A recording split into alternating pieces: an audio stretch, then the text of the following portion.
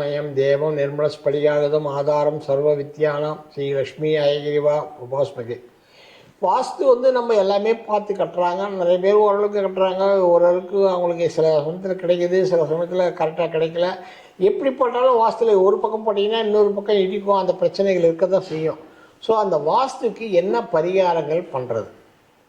முதல்ல வாஸ்து பரிகாரங்கள் இருந்ததுன்னா திருகு சங்குன்னு ஒரு சங்கு இருக்குது.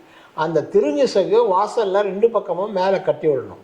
அதே மாதிரி பூஜையில் விட நீங்கள் வரவேற்பு அறையிலேயே எல்லோரும் வந்து போவாங்க இல்லையா, அந்த இடத்துல வாஸ்துக்கு வைக்கணும். வச்சிங்கன்னா உங்களுக்கு அந்த திருகு சங்கு அதை எடுத்து கொடுத்துரும் ஒன்றே.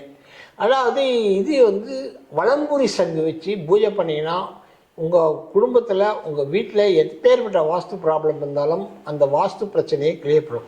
வலம்புரி சங்கில் தண்ணி ஊற்றி பூஜை பண்ணிட்டு அந்த தண்ணியை கீழே ஊற்றிட்டு அடுத்த நாள் தண்ணி பார்த்துக்கிட்டே இருக்கணும். ஸோ வலம்புரி சங்கு வாஸ்து பிரச்சனையை கிளியர் பண்ணுறதுக்கு ஒரு மிகப்பெரிய விஷயம். அதை நீங்கள் கட்டாயம் பண்ணணும். அதேமாதிரி வீட்டில் இழுப்பு மரம் வச்சிங்கன்னா இது உங்களுக்கு வாஸ்துவில் எல்லா விதமான பிரச்சனைகள் என்ன பிரச்சனை இருந்தாலும் அதை கிளியர் பண்ணி கொடுத்துரும் ஒன்று.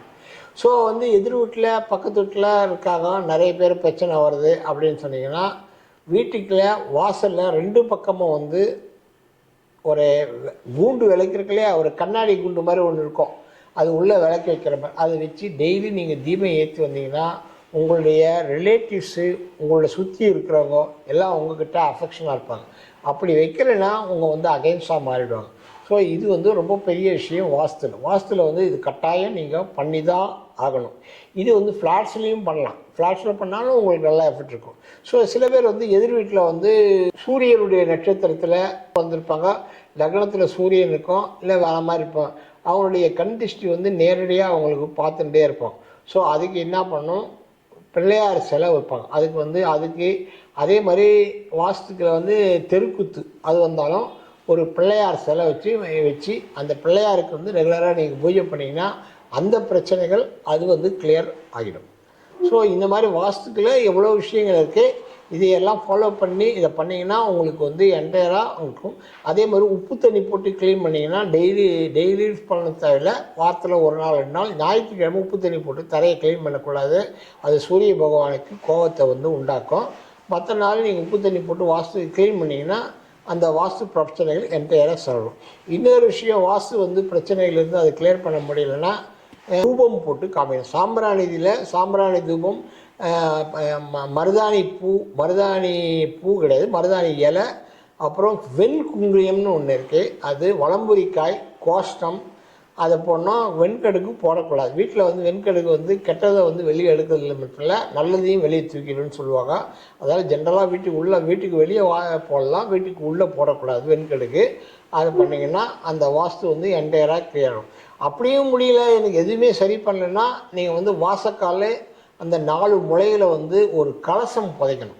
அந்த கலசத்தில் உங்களுக்கு வாஸ்து எந்திரம் 2 இருக்குது. ஒன்று கூர்மை எந்திரம் ஒன்று இருக்குது, மச்சா எந்திரம் ஒன்று இருக்குது. மச்ச எந்திரம் வீட்டில் பூஜையில் வச்சு பூஜை பண்ணலாம், அதனால் பிரச்சனை கிடையாது. மச்ச எந்திரம் பணப்பிரச்சனையை தீர்த்து வைக்கும், பண வசதியை பெருக்கி கொடுக்கும். மச்ச எந்திரம் ரொம்ப பவர்ஃபுல்லானது. அதுக்கு கூர்மை எந்திரம் இருக்குது. இந்த கூர்மை எந்திரம் ப்ளஸ் தன ஆகர்ஷண எந்திரம் இது 2ஐயும் கலசத்தில் போட்டு கலசம் வச்சு 4 முனையிலையும் பள்ளம் தோண்டி 1 அடி பள்ளம் தோண்டி அதுக்கு பலி கொடுக்கும். எலுமிச்சம்பழம் பலி கொடுத்துட்டு அதுக்கப்புறம் அது உள்ளே வச்சு அதை மூடி மேலேயும் விளக்கேற்றணும். மேலே விளக்கேற்றோன்னா ஏதாவது கற்பூரம் ஏற்றணும். ஸோ அது 4 முனை வாசலில் நீங்கள் வச்சுட்டிங்கன்னா வாஸ்துவில் எப்பேற்பட்ட பிரச்சனைகள், என்ன பிரச்சனைகள் எது வந்தாலும் அது கிளியர் பண்ணி கொடுக்கும். ஸோ வாஸ்துவில் பரிகாரங்கள் நிறைய இருக்குது. ஆனால் நான் கொஞ்சம் தான் உங்களுக்கு சொல்லியிருக்கேன். ஸோ வாஸ்துவில் பரிகாரங்கள்ன்றது வேறு. ஃபஸ்ட்டு நீங்கள் வாஸ்துவை கரெக்ட் பண்ணணும். கரெக்ட் பண்ண முடியாத பட்சத்தில் இந்த பரிகாரங்கள் செஞ்சிங்கன்னா ஒர்க் பண்ணணும், நல்லபடியாக இருக்கும். சங்கு பூஜையை ரொம்ப பெஸ்ட்டு. நான் ஆரம்பத்தில் நிறைய பேர் அனுபவத்தில் நான் செக் பண்ணியிருக்கேன். ரொம்ப நன்றி, வணக்கம்.